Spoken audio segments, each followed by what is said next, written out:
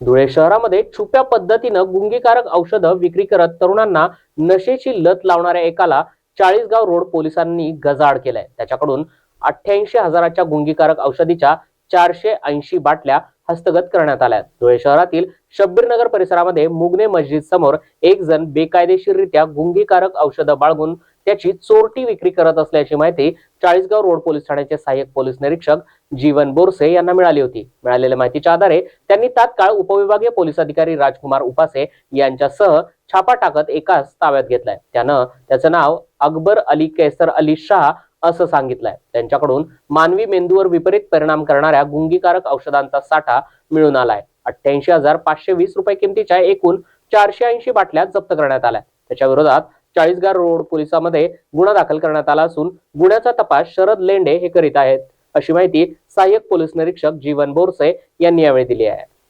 नमस्कार, मी API जीवन बोरसे, प्रभारी अधिकारी Chalisgaon road police station. Dhule जिल्ह्याचे पोलीस अधीक्षक श्री श्रीकांतजी दिवरे साहेब तसेच अपर पोलीस अधीक्षक श्री काळे साहेब यांनी वेळोवेळी आम्हाला आदेशित केले होते की पोस्ट हद्दीत चालणाऱ्या अवैध धंद्यांचा शोध घेऊन त्याचा समूळ नायनाट करायचा आहे। त्या अनुषंगाने आम्ही प्रयत्न करत असताना आम्हाला एक गोपनीय माहिती मिळाली की शब्बीरनगर 100 कोटी रोड येथे एक इसम त्याच्या ताब्यातील कोरेक्स नावाचं हे जे गुंगीकारक औषध आहे त्याच्याने गुंगी येते अशा तरुणांना बेकायदेशीरित्या विकत आहे।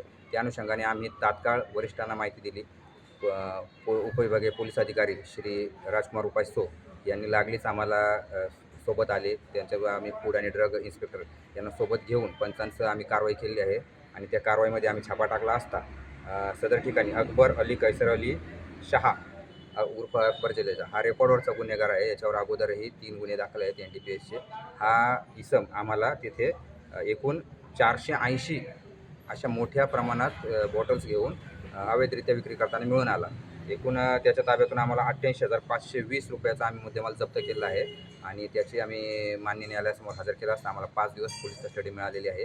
सदर गुन्ह्याचा तपास PSI श्री शरद लेंडे करीत आहेत आणि पुढच्या तपासात आम्ही धन्यवाद।